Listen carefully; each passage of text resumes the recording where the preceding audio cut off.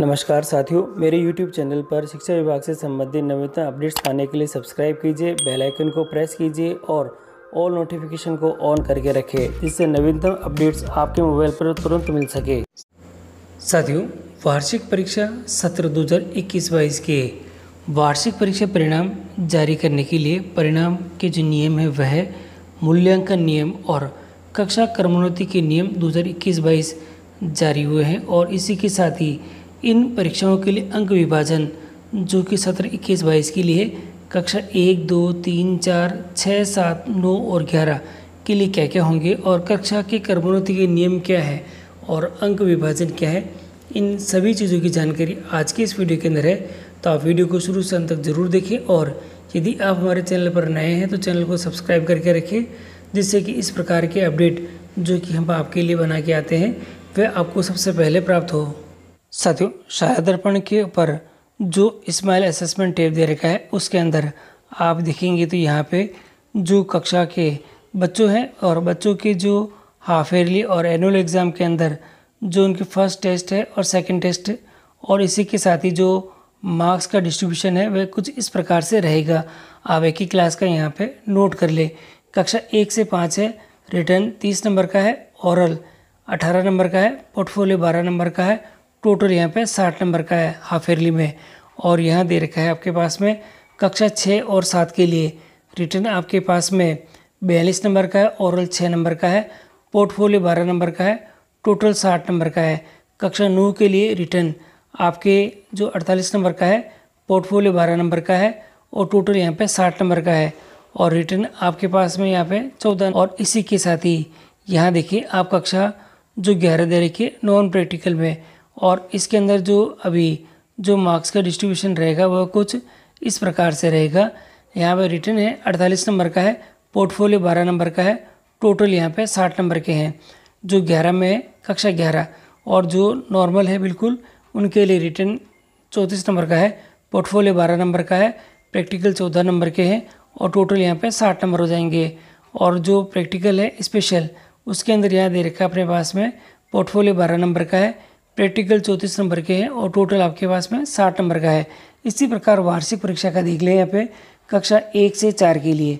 साथियों यहाँ दे रखा है कक्षा 1 से 4 के लिए रिटर्न आपके पास 50 नंबर का है, ओरल 30 नंबर का है और पोर्टफोलियो 20 नंबर का है, टोटल आपके 100 नंबर हो गए। कक्षा 6 से 7 के लिए रिटर्न 30 नंबर का है, ओरल 10 नंबर का है, पोर्टफोलियो 20 नंबर का है, टोटल आपके 100 नंबर का हो गया। और यहाँ दे रखा है रिटर्न 80 नंबर का है, पोर्टफोलियो 20 नंबर का है, टोटल आपके पास में यहाँ पे 100 नंबर हो गए हैं। इसी प्रकार से आप देखिए 11 में जो नॉन प्रैक्टिकल है उसके अंदर तो ये आपके पास साफ में दिखाई दे रहा है। जो रिटर्न एग्जाम है वह 80 नंबर का है, पोर्टफोलियो आपके पास में 20 नंबर का है, टोटल 100 नंबर के हैं। रिटर्न प्रैक्टिकल नॉर्मल में 56 नंबर का है, पोर्टफोलियो 14 नंबर का है, प्रैक्टिकल 30 नंबर के हैं, टोटल 100 नंबर का है। और जो प्रैक्टिकल स्पेशल दे रखे रिटर्न 24 नंबर का है, पोर्टफोलियो 6 नंबर का है और प्रैक्टिकल आपके 70 नंबर का है, टोटल आपके पास में 100 नंबर दिखाई दे रहे हैं। तो ये आपके लिए है और ये बहुत महत्वपूर्ण है कि जो अंकों का डिस्ट्रीब्यूशन है वो किस प्रकार से होगा। तो आप इन्हीं के आधार पर अपने बच्चों को जो मार्क्स का डिस्ट्रीब्यूशन है वह करें और ग्रांड टोटल की जो फीडिंग है वह भी कम्प्लीटली समय के अनुसार करें। और ग्रीन शीट किस प्रकार से जारी होगी, परीक्षा परिणाम किस प्रकार से जारी होगा, इसके संबंध में मैंने अपना वीडियो बना रखा है और वीडियो आपकी सुविधा के लिए डिस्क्रिप्शन बॉक्स में और वीडियो के अंत में उपलब्ध है। उसकी सहायता से आप जो संपूर्ण काम है वह कंप्लीट कर सकेंगे। साथियों ये तो रहा अंकों का विभाजन यानी मार्क्स की जो डिस्ट्रीब्यूशन है वह किस प्रकार से रहेगा। अब मैं आपको जो कक्षा क्रमोन्नति के नियम है वह दिखा देता हूँ।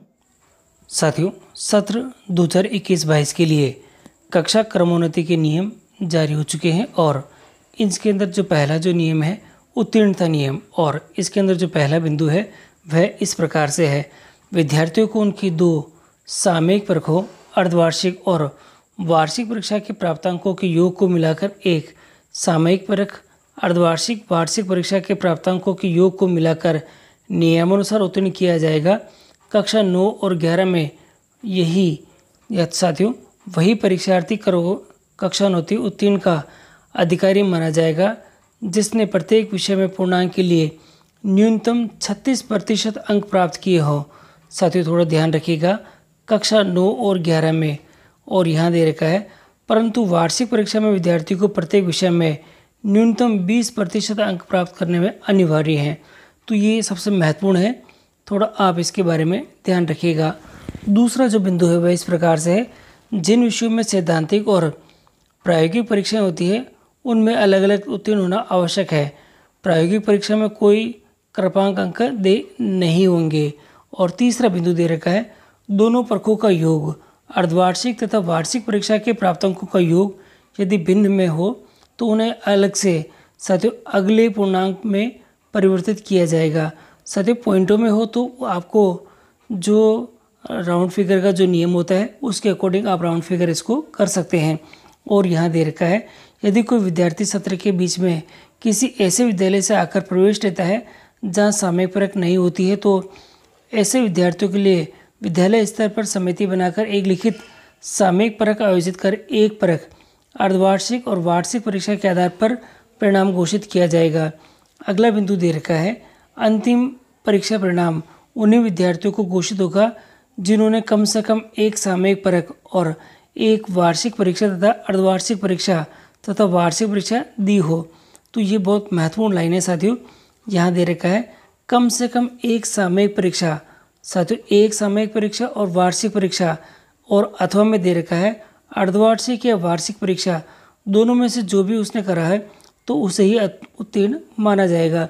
अगला दे रखा है, अतिरिक्त विषयों और कला शिक्षा, स्वास्थ्य एवं शारीरिक शिक्षा, जीवन कौशल इत्यादि विषयों में विद्यार्थियों को वार्षिक परीक्षा के कुल 100 अंकों में से प्राप्त जो उसके प्राप्तांक है प्राप्तांकों के आधार पर A+ से D तक की ग्रेडिंग दी जाएगी। यदि कोई विद्यार्थी प्रत्येक साथियों वार्षिक परीक्षा में इन विषयों में अनुपस्थित हो परंतु अन्य विषयों में उत्तीर्ण है तो विद्यार्थी को D श्रेणी मानकर उत्तीर्ण कर दिया जाएगा। साथियों इसके संबंध में पहले भी नियम आ चुका है और वही बात यहाँ पे लिखी हुई है।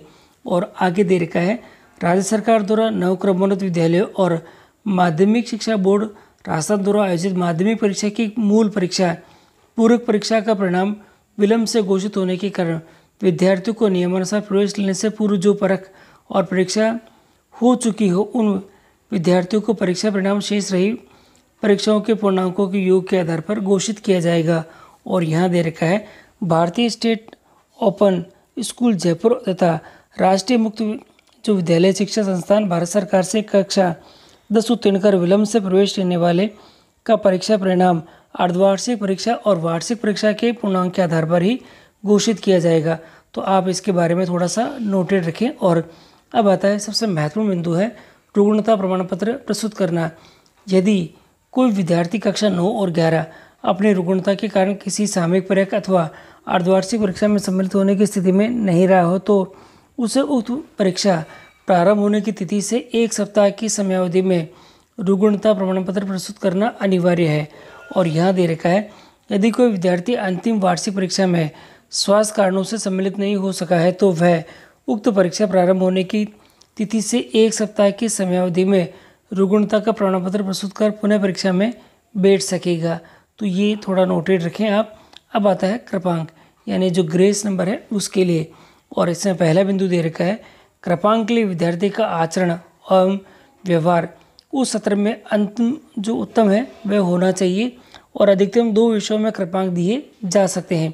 यहाँ दे रखा है, कक्षा 9 और 11 में यदि विद्यार्थी एक विषय में असफल है तो उस विषय के पूर्णांक के अधिकतम 5% कृपांक दिए जा सकते हैं। और यदि विद्यार्थी 2 विषयों में असफल है तो प्रत्येक विषय में उसके पूर्णांक के अधिकतम 2% कृपांक दिए जा सकेंगे। साथियों तीसरा बिंदु और यहाँ दे रखा है,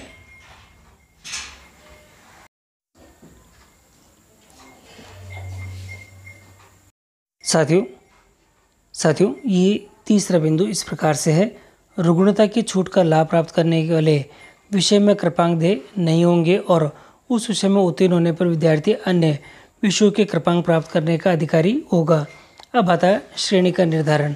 साथियों यहाँ दे रखा है, 60% या उससे अधिक प्राप्तांक पर प्रथम श्रेणी है और 48% या उससे अधिक परंतु 60 से कम जो आएगा तो वह द्वितीय श्रेणी में आएगा। और यहाँ दे रखा है 36% या उससे अधिक परंतु 48% से कम प्राप्तांक वाले पर तृतीय श्रेणी है। और यहाँ दे रखा है 75% या उससे अधिक अंक प्राप्त करने पर उस विषय में विशेष योग्यता मानी जाएगी, डिस्टिंक्शन जो है वह माना जाएगा। और यहाँ उसके लिए उस विषय के लिए उसको डी अंकित होगा। और यहाँ दे रखा है यहाँ पे अगर कोई विद्यार्थी चिकित्सा यानी कि यहाँ दे रखा है सक्षम अधिकारी द्वारा जारी चिकित्सा प्रमाण पत्र के आधार पर रहने के फलस्वरूप किसी सामयिक परीक्षा या परख अथवा अर्धवार्षिक परीक्षा में सम्मिलित नहीं हुआ है तो उसका उस श्रेणी स्थान निर्धारण निम्न प्रकार से किया जाएगा। यह लिखा है विद्यार्थी जिन परीक्षाओं में सम्मिलित होता है उनके परिणामों के आधार पर प्राप्तांकों के प्रतिशत के अनुसार श्रेणी कक्षा के स्थान का निर्धारण किया जाएगा। आगे आता है छठा बिंदु और इसमें दे रखा है यहाँ पे श्रेणी निर्धारण कृपांक रहित प्राप्तांकों के वृहद योग के आधार पर ही होगी, अर्थात श्रेणी निर्धारण करते समय कृपांक नहीं जोड़े जाएंगे। और ये थोड़ा सा आप नोटेड रखें। और अगला है सातवां बिंदु और यहाँ दे रखा है पूरक परीक्षा उत्तीर्ण परीक्षार्थियों को दी जाने वाली अंक तालिकाओं में मुख्य परीक्षा में अर्जित किए गए अंकों के साथ पूरक परीक्षा विषय में न्यूनतम उत्तीर्णांक अंकित कर श्रेणी दी गई है और अंक तालिकाएं जारी की जाएगी। अब आता है पूरक परीक्षा के जो नियम है वह है। और यहाँ दे रखा है पात्रता और इसका पहला बिंदु है पूरक परीक्षा अधिकतम किन्हीं 2 विषयों में दी जा सकेगी। दूसरा बिंदु संबंधित विषय में कक्षा 9 और 11 में प्रथम परख से वार्षिक परीक्षा तक के पूर्णांकों का 25% प्राप्त करना अनावश्यक है। और दूसरा बिंदु दे रखा है परीक्षा का आयोजन। ये दे रखा है शिविरा पंचांग के अनुसार निर्धारित तिथियों में ही आयोजन होगी और वार्षिक परीक्षा के पूर्णांक के समान ही पूरक परीक्षा के पूर्णांक माने जाएंगे। अब आता है पूर्णांक। प्रत्येक विषय का परिणाम वार्षिक परीक्षा के मूल्य पूर्णांक के अनुरूप होगा तथा प्रश्न पत्र में संपूर्ण पाठ्यक्रम का समावेश किया जाएगा। तो थोड़ा ध्यान रखिएगा संपूर्ण पाठ्यक्रम का। और परीक्षा की उत्तीर्णता यहाँ दे रखा है वही विद्यार्थी उत्तीर्ण घोषित किया जाएगा जिसने पूरक परीक्षा के प्रत्येक विषय या विषयों में 36% अंक अलग अलग प्राप्त किए हो। और पूरक परीक्षा में उत्तीर्ण होने के लिए कृपांक नहीं दिए जाएंगे। अगला बिंदु है हमारे पास में परीक्षा परिणाम। शिविरा पंचांग में निर्दिष्ट दिनांक पर पूरक परीक्षा परिणाम घोषित किया जाएगा। तो साथियों ये सभी जो बिंदु है आपके लिए मैंने बता दिए हैं और आप इन सभी बिंदुओं को ध्यान में रखते हुए बच्चों को कक्षा में क्रमोन्नति के जो नियम है और उनको ध्यान में रखते हुए ये सारे काम आप कंप्लीट करें। और यही है आपके सत्र 2021-22 के लिए कक्षा क्रमोन्नति के नियम।